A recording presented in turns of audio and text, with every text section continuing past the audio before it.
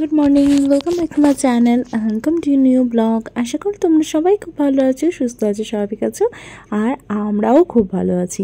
আর তোমাদের সাথে আমি কিছুদিন ধরে লখনউ যে সিরিজগুলো পরপর শেয়ার করছিলাম।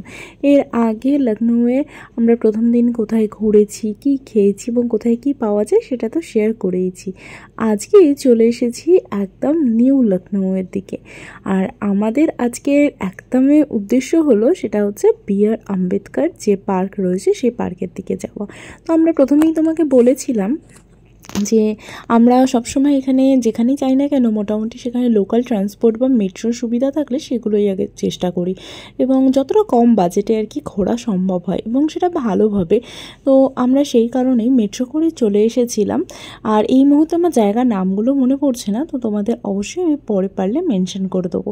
তো তারপরে আমরা মেট্রো করে চলে আসলাম এবং আমাদেরকে বলো যে গেটের সামনের দিক থেকে চৌমাথার মোড় আছে, সেখান থেকেই আমরা অটো পেয়ে যাব গোমতীনগরে অবস্থিত এই বি.আর. আম্বেদকর পার্কটা।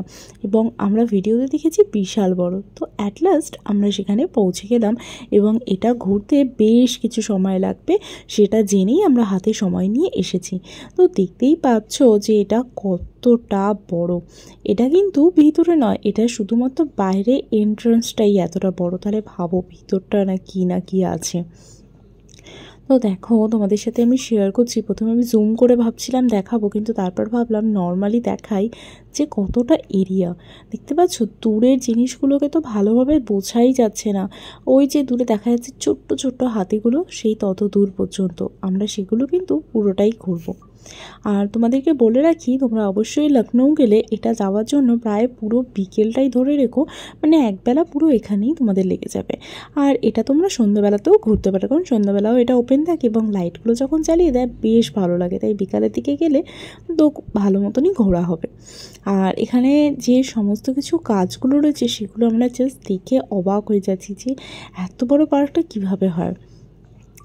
আর এই যে বি.আর. আম্বেদকর যে উদ্যানটা, এটা কিন্তু বহু বছর আগেই একটা ছোট করেই ছিল। তারপর উত্তরপ্রদেশের যিনি মুখ্যমন্ত্রী মায়াবতী, তিনি এই পার্কটাকে তৈরি করেছেন। আর এই যে দেখতে পাচ্ছ পুরো লাল সমস্ত কিছু পাথরগুলো, এইগুলো কিন্তু সমস্ত আনা হয়েছে রাজস্থান থেকে। আর রাজস্থান থেকে এনে এই যে এত সুন্দর একটা পার্ক মানে তৈরি করেছে, আর সব থেকে অবাক লাগে এত বড় একটা এরিয়া। এটা দেখতে পাচ্ছ তোমরা কতটা মানে দূরে দেখাচ্ছি আমি তোমাদের, অনেকটা আমরা ওপরে আছি, সেই ওপর থেকে চারিদিকে ভিউটা কিন্তু অসাধারণ। আর পুরোটাই দেখার ইচ্ছা রয়েছে আমাদের। তো আমরা ওখান থেকে আবার একটা পার্টে চলে আসলাম। এটা নর্থ সাউথ ইস্ট ওয়েস্ট করে বেশ অনেকটাই মানে রয়েছে, একটা ধার ধরে তোমাদেরকে ঘুরতে হবে। আর আমরা যেহেতু একটু অফ সিজনেই গেছিলাম তাই লোকজন একটু কমই ছিল, খুব ভালোভাবেই ঘুরতে পেরেছি।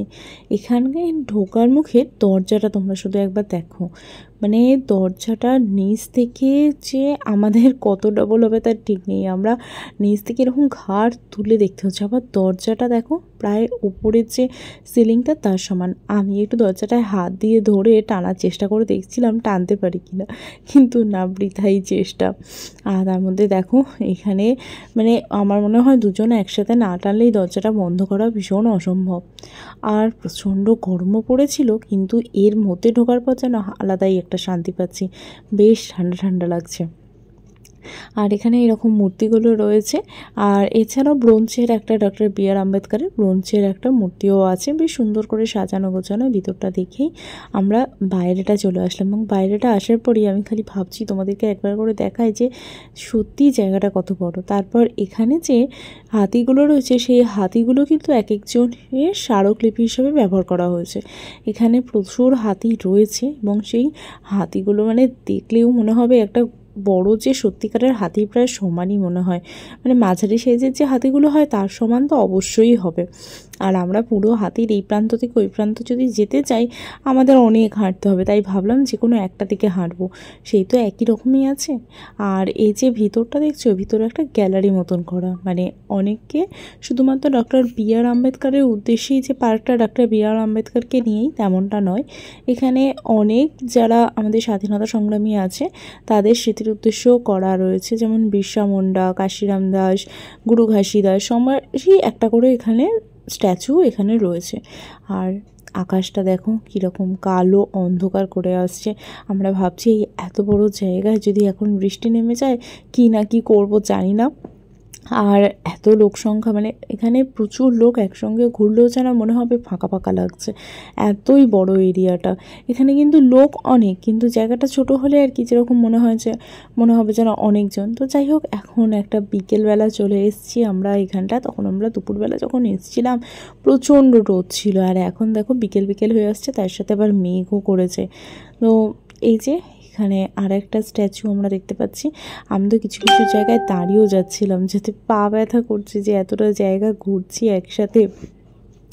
তবে হ্যাঁ, আমরা এটার জন্য যে একটা দিন রেখেছিলাম সেটাতেই আমাদের খুব বেশি সুবিধা হয়েছে যে আমরা ধীরে সুস্থে ঘুরতে পারছি। যদি তোমরা হাতে সময় নিয়ে না আসো তাহলে পুরোটা ঘোরা কিন্তু সত্যিকারেরই অসম্ভব। ফোনে যতটা তোমরা ভিডিওতে দেখছো তো তার থেকেও মানে অনেক বড় হবে, আশা করি বুঝতে পারছো কিছুটা হলেও। আর এর পিছন দিকটা রয়েছিল এরকম একটা জঙ্গল মতন, বেশ সুন্দর। আর যেহেতু মেঘলা করে এসেছিলো, ঘুরতে আমাদের বেশ ভালোই লাগছিল। তবে কিন্তু আমরা একটু বৃষ্টির ভয়টাই পাচ্ছি, জানি না কি হবে।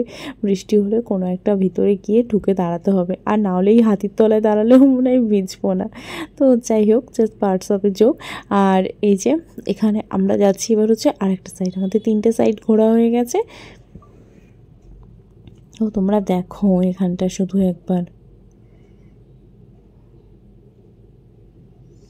আমরা এই দিকটা পুরো ঘুরছি, আর এখানে দেখো এখন আলোগুলো জ্বালিয়ে দিয়েছে, বেশ সন্ধ্যাবেলা হয়ে গেছে। আর সন্ধ্যাবেলাও তোমাদের সাথে পুরো ভিডিওটা তোমরা দেখতে থাকো, লাইটিংটা শেয়ার করব, অসাধারণ লাগছিল। তোমরা যদি যাও অবশ্যই বিকালের দিকে যাবে, আর দুপুরের দিকে বা সকালের দিকে যাওয়ার তো কোনো প্রশ্নই উঠছে না, প্রচণ্ড রোদ। তোমরা যদি 4টে থেকে 7টা পর্যন্ত বা 4টে থেকে 6:30 এরকম টাইমিং নিয়ে যাও এনাফ। তো 2 ঘন্টা তো ধরেই নিতে হবে, 4টে থেকে 6টাও যদি ম্যাক্সিমাম হয় এনাফ। তো এখানেও অনেকের মূর্তি রয়েছে, আমরা এদিকটাও ঘুরে ঘুরে দেখছিলাম চারিদিকটা, এবং খুব সুন্দর করে সাজানো। তবে একটা জিনিস খারাপ লাগলো, এখানে আমরা যখন ঢুকেছিলাম তারপরে বৃষ্টি শুরু হয়েছে, এবং বৃষ্টির জন্য যখন বসে আছি দেখছি ওপর থেকে জল পড়ছে। মানে এতটা সুন্দর একটা জিনিস, সেটা কোনো কারণে হোক জল পড়ছিল, এবং সেটা তো নষ্ট হয়ে যেতে কতক্ষণ। তো যাই হোক, এখান থেকে দেখো দূরের এই ভিউটা কি ভালো লাগছে না। তো এত বৃষ্টির জন্য রাস্তায় জলই জমে গেছিলো। তো আমরা আবার বাড়ি ফিরে যাচ্ছি, মানে আর কি হোটেলে যাচ্ছি মেট্রো করে। চলো টাটা।